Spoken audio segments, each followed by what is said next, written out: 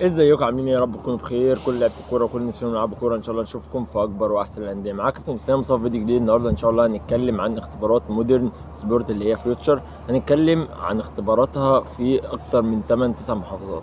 هنتكلم عن المواعيد والاماكن، وهسيب لكم رقم التليفون في الاخر وتفاصيل الاستماره وكل حاجه تخص اختبارات مودرن سبورت. بس قبل ما نبتدي الفيديو، لو انت اول مره تتفرج عليا ولسه مشتركش في القناه انزل دلوقتي حالا نعمل اشتراك للقناه، ولو مشترك بالفعل ما تنساش تدينا لايك كده عشان يدينا طاقه ان احنا نصور لكم فيديوهات كتير الفتره الجايه.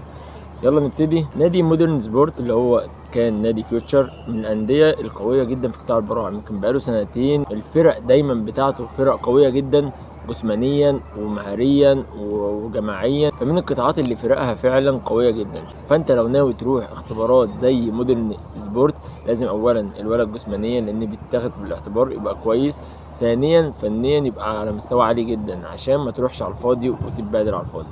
طبعا نادي فيوتشر كان بيعمل قبل كده الاختبارات مجانا، السنه دي عاملها ب 50 جنيه فقط، وده انا شايفه سعر رمزي بالنسبه لاسعار الاستثمارات في الوقت الحالي. 50 جنيه يعني هو يا دوبك حق الملعب او الناس المنظمه اللي قايمه على الاختبارات، فده يديك انطباع ان الاختبارات دي مش السبب الرئيسي منها او الهدف منها اللي هو مثلا يعمل مبلغ يصرف بيه على القطاع يجمع فلوس، فسعر الاستثمار بيبقى مدلول كبير جدا عن فايده الاختبارات او اهداف الاختبارات. مودرن سبورت عامل اختبارات في محافظات كتير، هقول لكم الاختبارات كده من بالتواريخ، يعني نمشي كده من الاقرب للابعد وحسب ايه المحافظه بتاعتك، فانت ركز كويس وشوف انت اقرب محافظه ليك ايه لو انت ما عندكش الاختبارات في المحافظه بتاعتك.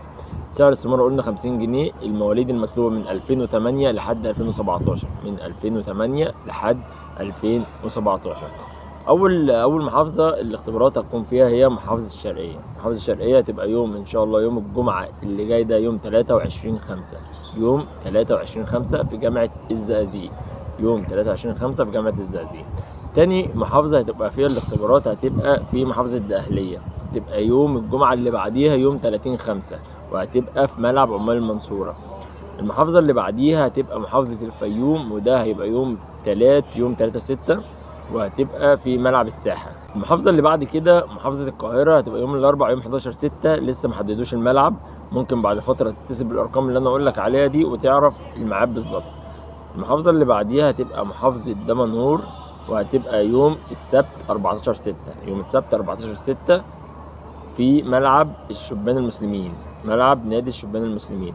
المحافظه اللي بعديها هتبقى القاهره تاني، هتبقى يوم الاثنين 16/6، برضو ما حددوش ملاعب في القاهره. المحافظة اللي بعديها محافظة المنوفية، هتبقى يوم الجمعة 20/6 في ملعب ميت خاقان. المحافظة اللي بعديها الدقهلية للمرة التانية، وهتبقى السبت يوم 21/6 وهيبقى ملعب السنبلاوين في الدقهلية.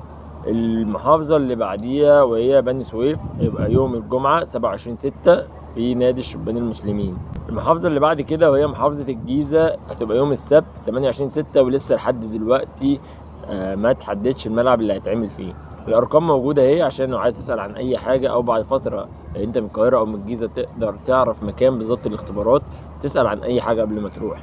اختبارات قويه، لو مستعد روح، لو مش مستعد وابنك مش على المستوى اشتغل على ابنك، طوره، اصبر عليه، اشتغل، اتعامل مع ابنك ان هو مشروع طويل الامد، ما تبقاش بص تحت رجلك، لا، في نواقص اشتغل عليه وهيجي الوقت اللي هيكتمل فيه وهيقدر ان هو يروح نادي. ابنك مشروع استثمر فيه كويس وامشي في خطواته كويس عشان ما تحرقش الولد نفسيا وما تحرقش نفسك ماديا ومجهود وكل حاجه. كده نكون خلصنا فيديو النهارده. لو محتاج اي حاجه تسال عن اي حاجه اكتب لي في الكومنتات هرد عليك ان شاء الله، بحاول ارد على كل الكومنتات. استنوني في فيديو جديد. كان معاكم اسلام مصطفى من قناه يوميات لعب كره قدم، اشوفكم على خير. السلام عليكم.